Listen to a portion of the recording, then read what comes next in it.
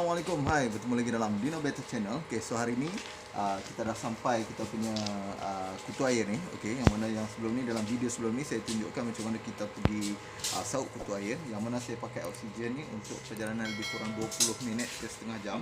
Okay, sekarang ni kita perlukan satu baldi ni. Okay, kita perlu masukkan air yang bersih, yang tak ada klorin. Okay, so air ni perlu bersih dan tak ada klorin. So kita perlukan okey, macam ni punya saut. Okey, yang mana yang netting ni kita perlukan untuk masukkan kutu nanti, dan kita perlu penapis ni untuk kita tapis kutu. Okey, so dalam ni nanti saya akan masukkan dalam penapis dan dia akan jatuh ke bawah ni. Okey, dan hanya air saja yang akan mengalir keluar, jadi kotoran yang besar akan melekat di atas ni dan kita akan buang. Okey, so jom kita tengok macam mana saya lakukan proses ni. Tengok sekarang ni dalam ni memang ada sedikit sajalah kotoran yang ada dalam ni. Okey, so apa yang kita perlu buat sekarang ni, memang kalau anda tengok macam saya beritahu sebelum ni, kutu akan hibernate ada kat sebelah bawah. Jadi sekarang ni proses untuk kita cuci. Okey, bagaimana kita buat? Kita perlu masukkan macam ni. Okey, jadi kalau anda tengok yang merah tu adalah kutu. Okey, bercampur sekali dengan kotoran. Okey, nanti kita akan gunakan air pipe. Okey. Okey, macam ni masih banyak. Okey, jadi kita akan gunakan air pipe. Kita akan sembur agar kutu ni jatuh ke bawah lah. Okey. Kita dah sembur ni, kutu akan jatuh ke dalam bahagian netting yang bawah lah. So hanya tinggal kotoran saja. Sekejap lagi kita akan tengok bila kita dah sembur macam ni. Okey. So kutu akan jatuh ke bawah. Okay, hanya tinggal kotoran yang kasar saja bahagian atas lah. Okay, so kutu ni memang kita kena cuci ya. Tak boleh terus bagi pada fry kita makan, sebab nanti kotoran yang ada pada badan kutu ataupun yang melekat sekali dengan kutu ni, okey, termasuklah kerana tengok ni memang seafood pun ada. So kita tak nak masukkan ke dalam kita punya fry. Okey, so yang ni kita boleh tutup buang. Okay, sekarang ni kalau anda tengok dalam ni, okey, ini adalah 100% kutu saja yang berwarna merah ni. Okey, ini proses pertama lah yang kita buat, kita nak cuci. Okey, so kita semburkan macam tu. Okay, yang kedua ni, kita perlu masukkan kutu ni. Okey, kalau anda tengok kutu, okey, ini adalah kutu yang ada. Okey, yang saya tapis ni, kita akan masukkan ke dalam ni. Ini hanyalah kutu yang bersih lah.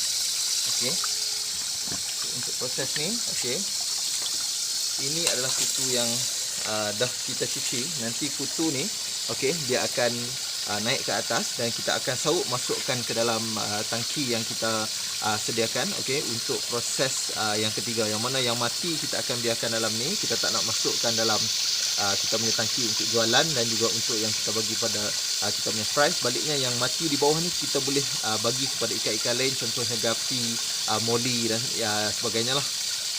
Okey, so untuk proses yang seterusnya ni, okey, kita nak masukkan kita punya kutu ni, okey, yang dah kita tapis tadi ke dalam tangki ni lah, okey, sebab tangki ni kita akan buat untuk proses jualan dan kita akan buat untuk proses bagi makan fry dan ikan kita lah. Okey, kalau anda tengok air ni, okey, saya gunakan air yang betul-betul jernih, okey, yang mana kalau anda tengok mungkin hijau sikit, okey, sebab dalam lumut dalam tangki ni saya tak cuci habis, sebab kita nak biarkan kawasan ni memang nampak hijau. Dan juga kita letakkan oksigen, okey, sebab kutu perlukan oksigen. Dan yang paling penting, okey, anda perlu buat okey, ais macam ni, okey, sebab kita nak pastikan suhu dalam air ni sentiasa sejuk supaya kutu kita tahan lebih lama, okey, yang mana boleh bertahan sehingga ke 2 hari lah, okey, kalau anda jaga dengan betul. Okey, jadi apa yang perlu kita buat sekarang ni, dalam bekas ni kita perlu, okey, saut macam ni, bahagian atas yang mana yang hidup saja, okey, kita akan masukkan ke dalam ni.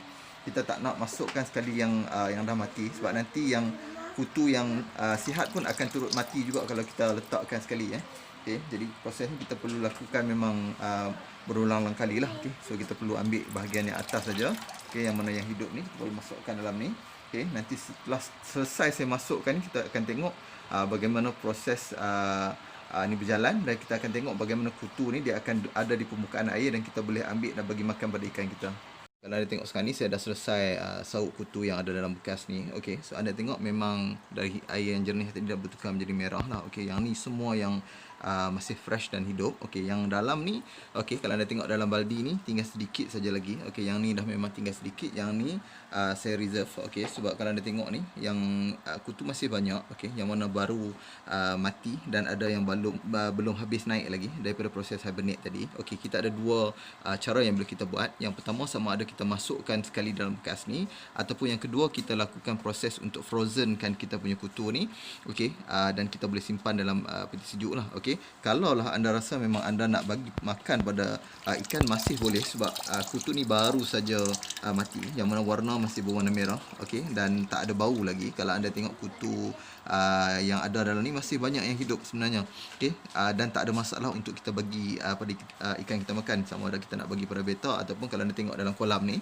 Okey, macam dalam ni saya ada ikan moli dan juga kita ada ikan tilapia dan gapi. Anda tengok, okey, kita bagi makan pada ikan ni memang tak jadi satu pembaziran untuk kita lah. Okey, jadi semuanya berguna. Kalau anda tengok, okey, memang boleh dibagi makan pada ikan-ikan ni lah. Okey, sebaliknya kalau anda tengok dalam ni tadi, yang masa saya cakap dengan anda tadi, kalau anda tengok bila kita dah basuh bersih macam ni, okey, kita boleh lakukan proses untuk kita sejat kita punya kutu ni, dan kita akan buat proses untuk frozen. Kita masukkan dalam tube dan kita akan letakkan dalam peti sejuk. Okey, so untuk proses yang seterusnya saya nak tunjukkan kan anda semua. Okey, kalau anda tengok dalam ni, dua method juga untuk kita bagi pada ikan kita makan. Okey, kalau anda tengok dalam ni, proses yang pertama adalah dengan menggunakan sauk macam ni. Okey, kita akan sauk kita punya kutu ni dan kita tengok, okey, kutu dah ada.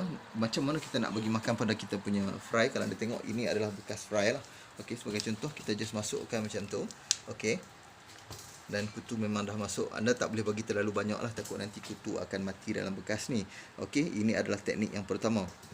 Untuk proses yang kedua, saya akan gunakan dropper ataupun kita punya bekas yang macam ni, yang mana kita boleh sedut. Kalau anda tengok, okey, sama ada anda nak buka penutup, anda sauk ataupun anda boleh tekan.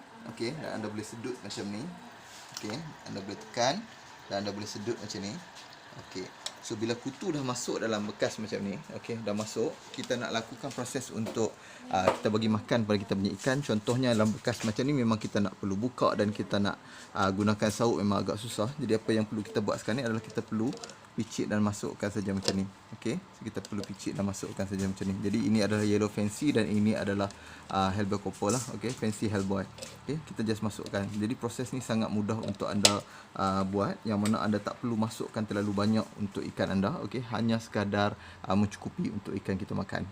So, setakat ni dulu perkongsian kita berkenaan dengan bagaimana teknik untuk kita mencuci kita punya kutu air yang kita baru ambil daripada sungai, yang mana kita dah tengok proses saya mencuci kutu ni. Okey, yang kedua, bagaimana kita tapis dan kita masukkan kutu ke dalam tangki untuk jualan dan juga tangki untuk kita simpan kutu ni, yang mana kutu perlukan air yang bersih dan juga perlukan ais, okey, dan oksigen. Okey, kalau anda masukkan dalam air yang biasa tanpa ada oksigen dan ais, mungkin kutu akan cepat matilah. Okey, jadi proses ni sangat mudah untuk anda buat. Anda boleh cuba sendiri. Okey, yang mana saya lakukan proses ni, kalau lah saya tengok yang mati banyak di bahagian bawah, saya akan lakukan proses yang sama. Saya akan sauk yang bahagian atas yang masih hidup, masukkan ke dalam bekas yang baru, dan kita akan cuci tangki yang lama agar tak menjadi busuk. Okey, sebab kutu ni apabila dia busuk memang mati sangat busuk lah. Okey, so setakat ini dulu perkongsian kita kali ini dalam Dino Better Channel. Kita jumpa lagi dalam video-video yang lain. Assalamualaikum.